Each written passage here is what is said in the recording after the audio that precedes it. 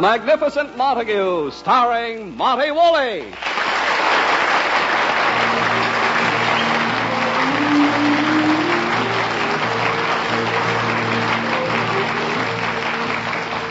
Yes, it's The Magnificent Montague, the Saturday night transcribed feature on NBC's All-Star Festival of Comedy, Music, Mystery, and Drama. Brought to you by Chesterfield. Always milder, better tasting, cooler smoking, plus no unpleasant aftertaste. And that's the biggest plus in cigarette history. By RCA Victor, world leader in radio, first in recorded music, and first in television. And by Anacin for fast relief from pain of headache, neuritis, and neuralgia. Before we hear from the Magnificent Montague, let's hear from Chesterfield. Science discovered it. You can prove it. No unpleasant aftertaste when you smoke Chesterfields. The biggest plus in cigarette history. Added to Chesterfield's world-famous ABCs. Always milder, better tasting, cooler smoking. Only Chesterfield gives you all that, plus the added pleasure of no unpleasant aftertaste. Science discovered it. The country's first and only cigarette taste panel reported that of all brands tested, only Chesterfield leaves no unpleasant aftertaste. You can prove it. Smoke a pack of Chesterfields. You'll find Chesterfields taste better while you smoke them. And after smoking, no unpleasant aftertaste. The biggest plus in cigarette history. Buy Chesterfields today. And now, the Magnificent Montague.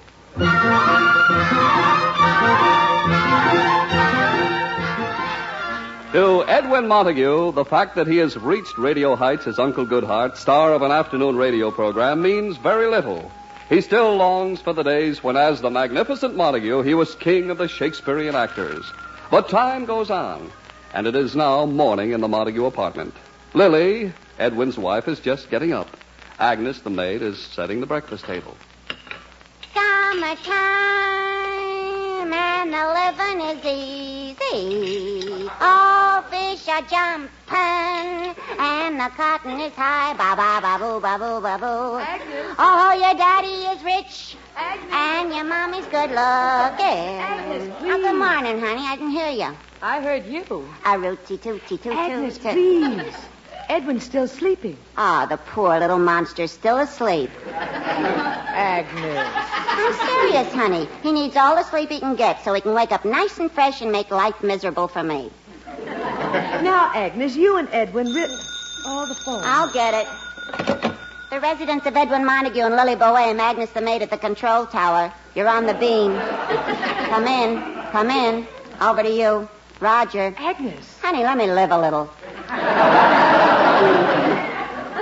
See who it is. Okay. Hello? What? You want to speak to Mr. Edwin Montague? He's still asleep. I should wake him up? You should live so long. My insurance doesn't cover getting torn to pieces. What? Sure, come up. Goodbye. Oh, now, really, Agnes, must you make every phone call such a production? Kill me. It's my only contact with the outside world. Who was that who wanted Edwin? Some jerk. He came all the way in from Brooklyn to see your husband. He came from Brooklyn to see Edwin? Why not? Even in Brooklyn, they got nothing like their husband. Probably a member of his Uncle Goodhart radio fan club. They want him to make an appearance at another one of their parties. Now, let's get the table set for breakfast. Okay, boy, I'm beat. Oh, did you go to the beach on your day off yesterday? No, I was with my club, the Unattached Girls of East 37th Street. Beatrice Fink had us over to her house. We had our annual You Two Can Be Beautiful party. You Two Can Be Beautiful party? Yeah. All the cosmetic and beauty aid companies send us samples. We try out everything. Oh. I've never heard of any other organization having a party like that. No other organization needs it like we do. Well, what was the party like? We chose up sides and gave each other home permanent. Oh, no. Yeah. My partner was Bobo Hockholzer. You should see the home permanent I gave her. She looks like she's from the old folks' home. So that's why you're wearing a bandana over your hair this morning. It's not the permanent. It's what came after. We all dyed our hair. Oh, Agnes, you dyed your hair? Let me see. I'm afraid to look. What happened? Murder. First they dyed it red. Mm-hmm. Then they said it was stylish to put a white streak in it. And they talked me into a blue rinse. What's it look like? Don't ask. All I know is on the way home, everybody I passed stopped, took off their hats, and started singing the Star-Spangled Banner. I'll help you wash it out, Agnes. I should have done what the other girls did. They fixed up their hair just to look like their favorite movie stars. Really? Yeah. Ida Mae Schlitz's favorite movie star is Rita Hayworth, so she dyed her hair red. Minnie Tompkins' favorite's Elizabeth Taylor. She gave herself short black curls. You ought to get a load of Zelda Zimmerman's head. Oh, who was her favorite movie star? Guy Kibbe. Agnes, stop exaggerating. You and those girls really have good times together. I think your husband's up. Oh, get the coffee. Now comes the warm-up of his golden throat. The voice of Firestone. Agnes. Good morning. Gad, Lily. What happened to Agnes's head? Now, Edwin. Agnes, did you get the license number of the truck that hit you? I'd like to thank the driver. Now, Edwin, she just had her hair touched up. With what? A bloody axe? Gad, it looks like a vegetable plate. Look who's talking about hairdos with that beard. Agnes. No wonder they call him the Magnificent Montague. He's the only man in the world who can brush the dandruff off his shoulders without taking his hands out of his pockets. Oh, stop it, both of you. Agnes, get Edwin his coffee. Shame on you, Edwin, fighting every morning. For 25 years I've endured, Agnes. Old housemaids never die. They only get in your hair. Now, relax, Edwin. Relax? Will I ever relax again? What has become of the Magnificent Montague? The voice that has thrilled theater-goers as Macbeth, Hamlet, Othello is now heard 5 afternoons a week babbling into a microphone. Hey! How the mighty have fallen. Lily, life is bitter. If you think life's bitter, wait to get a load of this coffee. Oh, now, Edwin, eat your breakfast. You'll be late for your radio broadcast. Oh, yes, my broadcast. Uh-oh. What's wrong? Oh, I just remembered. Some man from Brooklyn is coming up to see you. He must be one of your Uncle Goodhart fan club presidents or something. Oh, no. And from Brooklyn? Well, he said he must talk to you. Ridiculous. Where am I going to find an interpreter at this time of the morning? Edwin, those radio fans are your bread and butter. Lily, why did I ever leave the stage? That was the life. Every night speaking Shakespeare's immortal lines. And every morning standing in the unemployment insurance lines. Agnes, why don't you go somewhere where people will appreciate you? Like on a live bait boat. Edwin, if you don't hurry... Oh, someone's at the door. The guy from Brooklyn. Oh, no, this is all I need. I'll get it. Yeah? Is this the residence of Mr. Edwin Montague? I'm Edwin Montague. Mr. Montague, it is indeed an honor to meet in the flesh the man who I have admired these many, many years. No, thank you. Excuse my abruptness. I was expecting some creature from Brooklyn. Allow me to introduce myself, sir. I am E. Marmaduke Hesselwhite. Mr. Hesselwhite. Of Brooklyn. Brooklyn? He must have come over on the London Bridge. Oh, quiet. Mr. Hesselwhite, I must say you don't look like my typical Uncle Goodhart fan. Mr. Montague, I am chairman of the cultural division of the Brooklyn Academy of Fine Arts. Mr. Hesselwhite, I didn't know such an organization existed in Brooklyn. Mr. Montague, it is our purpose to show that besides a tree, culture also grows in Brooklyn.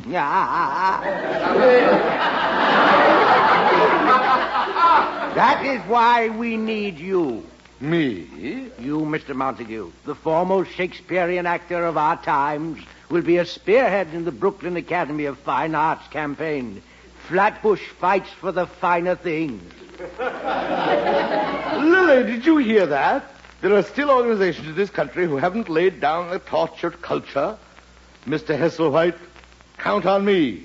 That's bully. Then you will be with us tonight. Tonight? We are having our first summer festival, Shakespeare Under the Stars. Shakespeare Under the Stars. Oh, Edwin, it sounds thrilling. The immortal words of the bard in an open-air theater.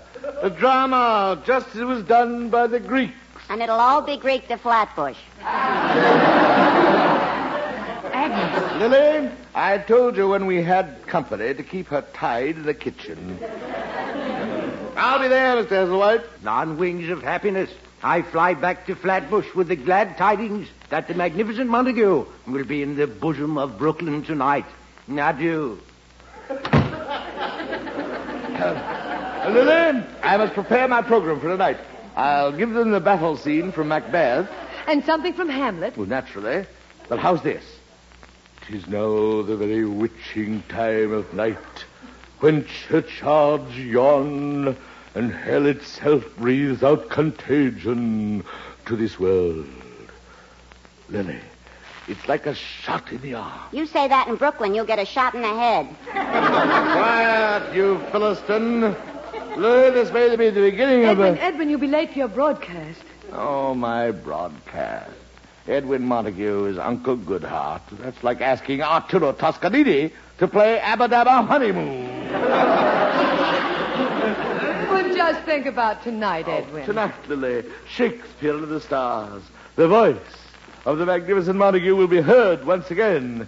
It will sing to the high heavens. It will what to the high heavens? Lily, so help me, I'll kill her. Edwin, hurry. You'll be late for your broadcast. Goodbye.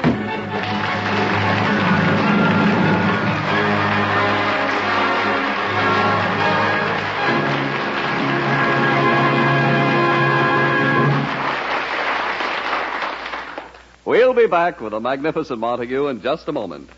Here's Dinah Shore for RCA Victor. There once was a farmer who took a young miss in back of the barn where he gave her a lecture on horses and chickens and eggs and told her that she had such beautiful manners that suited a girl of her charms, a girl that he wanted to take in his washing and ironing, and then if she did, they could get married and raise lots of sweet violets. It's going up, up, up, high on the bestseller list. And RCA Victor's latest hit, the exciting new release, Sweet Violets by Dinah Shore, is available now at your record dealers. So stop in and buy Dinah Shore's greatest recording, Sweet Violets, coupled with If You Turn Me Down. Both numbers are destined to be surefire hits, the countrywide. And ask for and listen to another brand new and beautiful RCA Victor recording, Dinah Shore's How Many Times, and its flip side, 10,000 Miles. Yes, for an encore from Dinah Shore, get these two fine new recordings on the RCA Victor label.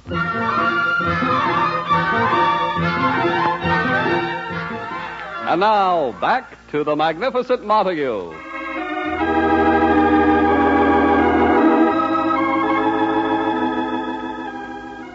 With his mind on Shakespeare under the stars in Brooklyn, Montague is just finishing his Uncle Goodhart broadcast. Listen. And so, Ronald, here you are again, visiting Uncle Goodhart in his little cottage on the sunny side of the lane, with the police hot on your trail. Now you want Uncle Goodhart to hide a car in his garage. Ronald, where is your memory? You have 7 of them in there already. I understand, Ronald. Everybody likes an automobile. But you, Ronald, like everybody's automobile. Ronald, I looked the other way when you filed the serial numbers off those 7 cars and made out those false registration papers. But now, Ronald, you ask too much of old Uncle Goodhart. You want me to make a decision for you. Should you join the Auto Club? This is a question you must ask your own heart, Ronald. But no matter what you decide, remember, as you ride out on the highway with the sound of sirens behind you, always keep your head high in the sun and light.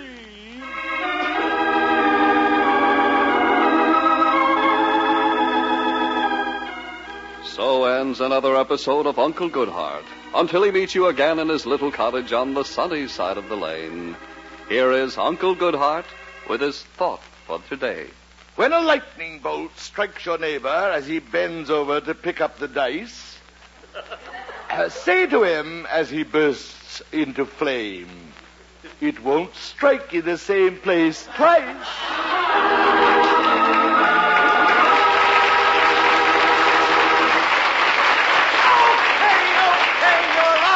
Mr. Montague. Oh, thank heaven. Great program, Mr. Montague. You had those listeners really glued to their radios. Well, why not? I'm stuck with this program myself. What a sense of humor. It was a great show. Here's our director, Mr. Zinzer. Good show, eh, Zinzer? Oh, it was a rip-snorting wing-dinger. All right. Oh, come now, Zinzer. No, I like it. Well, you'd say that if it was good, bad, or indifferent. No, I like it. You liked it? What do you know? You haven't a particle of taste in your entire body. You can say that again. Ah, Zinzer, no wonder you've risen so high in radio. It was your head that inspired the vacuum tube. Oh, thank you, Mr. Montague. All right, Zinzer, I'm sorry I started this battle of wits with you. I keep forgetting you're out of ammunition. By the way, boys, what are you doing for tonight? Tonight? Oh, nothing. How about you, Zinzer? I haven't a thing on. Wonderful. Now, how about coming out to see me tonight? Say, that'd be swell. Oh, my wife will love it. She's always pestering me. Why don't we get together with the Montagues? Maybe go bowling together or something. No, boys, it's not a party. You see, I'm doing some Shakespearean readings at a cultural festival tonight. Wonderful. Shakespeare, eh? Love that boy. It's called Shakespeare Under the Stars. Great. Sounds George to me. Where's it going to be? In Brooklyn. Well, boys? Hey, I just remembered I was out with the Leica yesterday shooting pictures of the kids. I got to develop them tonight. How about you, Zinzer? Well, I just remembered. Zinzer? This is the night our bowling team goes to the Turkish bath. Zinzer, you said you weren't going to have anything on tonight. I'm not. It's a men's Turkish bath.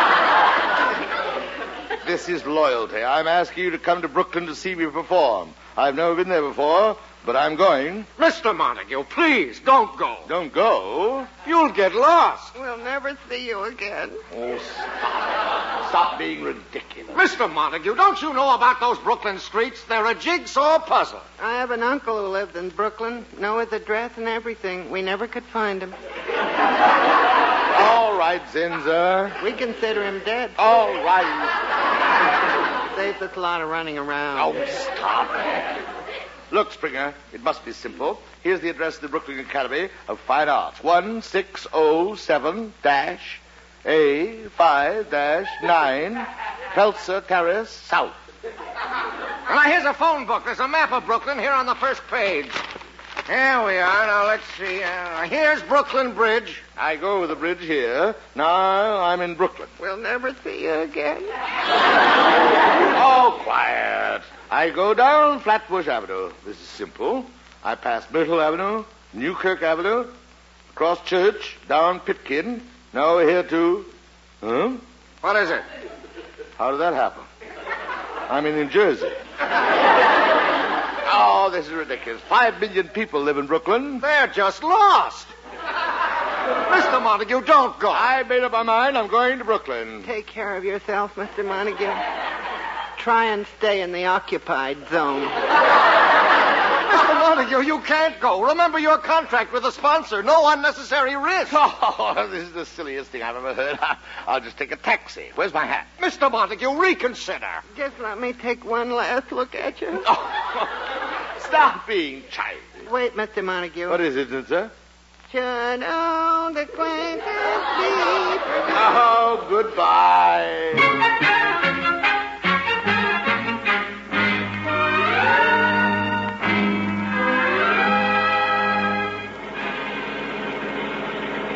Hold it, driver. Just saw a street sign there. Oh, no, it's Pitkin Avenue again. Oh, this is silly. It's the Brooklyn Academy of Fine Arts. They wouldn't hide it. Mister, if there's an Academy of Fine Arts in Brooklyn, they better hide it. Stop there, Yes, the Academy is just the headquarters. I just want to get there to find out where they're holding the event. What event? A big outdoor event. Thousands of people will be there. It's obviously a stadium. Why didn't you say so in the first place? You know? What do you think all these people in cars are headed for? The big event? Sure, in Ebbets Field. Ebbets Field, never heard of it, but that must be the place. Let's go. Now drop you off in front of the players' entrance.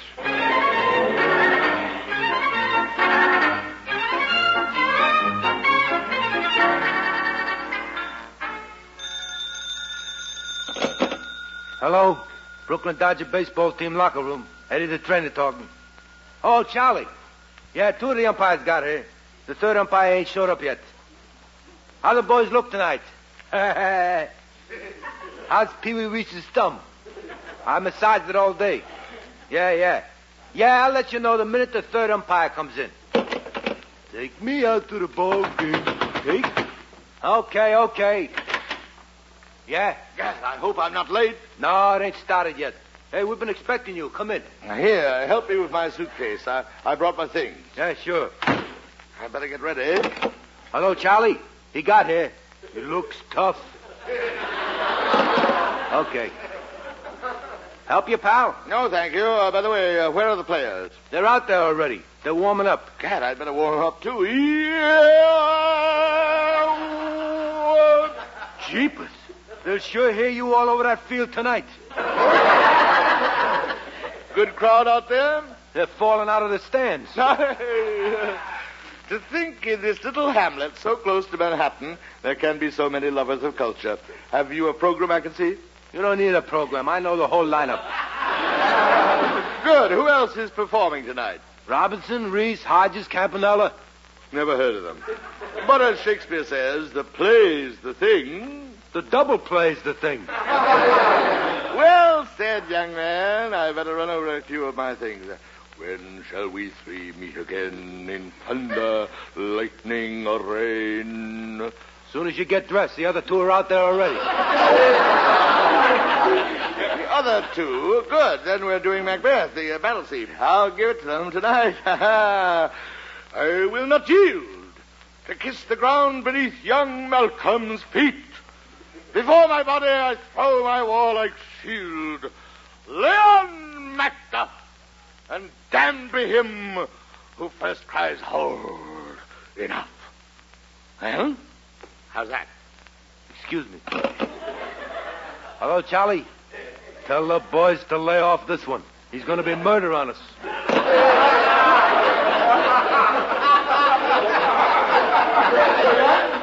No, not yet. You got time, plenty of time.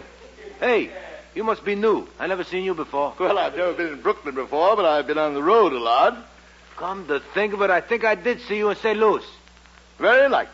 I was there with the Comedy of Errors. Boy, we sure blew that one to the Cardinals. What a lot of miscues. Very little rehearsal. I hope tonight's different. You're not kidding. But the Duke's really ready. The Duke? Then we're doing Midsummer Night's Dream. Good. I'll do Oberon. Who's Puck?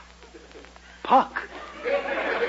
Mister, you got your games mixed up. This ain't no hockey match. I know it's not a hockey match, you idiot. Look, mister, I just work here. I don't want to get you mad. Good. Well, what's that? They're almost ready to begin. I gotta go out. Gad, I better hurry and get into my Macbeth costume for the battle scene. Hey! Yeah?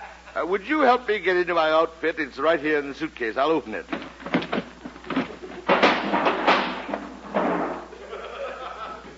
Jeepers, what's that? That's my armor. Your armor? Look, mister, them rumors about Brooklyn being tough is just newspaper talk. You could work with just a regular chest protector. Nonsense. Give me my helmet. Helmet? Ain't a mask enough? After you see me work, you will realize that I don't do things halfway. Yes, sir. Now hand me my sword. Your what? My sword. Excuse me. Hello, Charlie. Tell the boys they better not let out a peep tonight. He's carrying a sword. I told you it would finally happen here in Brooklyn.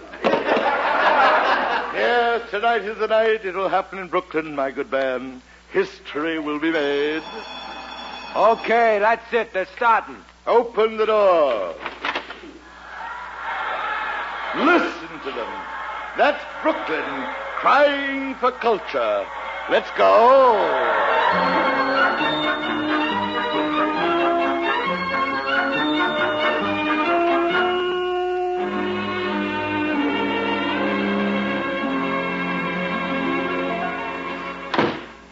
Edwin, you're so late. Lily, I just want to go right to bed. Oh, you look so tired and dusty. Yeah. Oh, Lily. Lily, I still can't believe what happened. You should have seen me. We did. On television. You did? Dirty rat calling Jackie Robinson out when he stole home. Oh, Agnes, will you shut up? I've had enough for one night. Yes, Edwin. Now lie down. Lily, Yes, Edwin. please believe me. Yes, Edwin. Honestly. Robinson was out by a yard.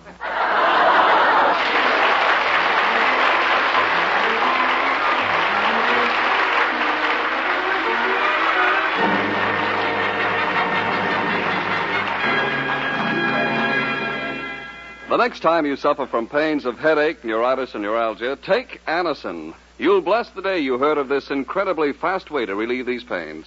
Now, the reason Anacin is so wonderfully fast-acting and effective is this. Anacin is like a doctor's prescription. That is, Anacin contains not just one, but a combination of medically proven active ingredients in easy-to-take tablet form. Thousands of people have received envelopes containing Anacin tablets from their own dentist or physician, and in this way discovered the incredibly fast relief Anacin brings from pains of headache, neuritis, or neuralgia. So the next time a headache strikes, take Anacin for this wonderfully fast relief. Anacin, A-N-A-C-I-N. Anacin comes in handy boxes of 12 and 30, economical family-size bottles of 50 and 100. Get Anacin at any drug counter.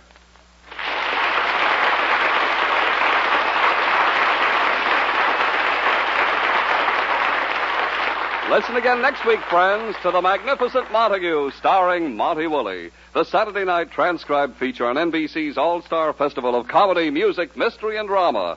Brought to you by RCA Victor, world leader in radio, first in recorded music, and first in television.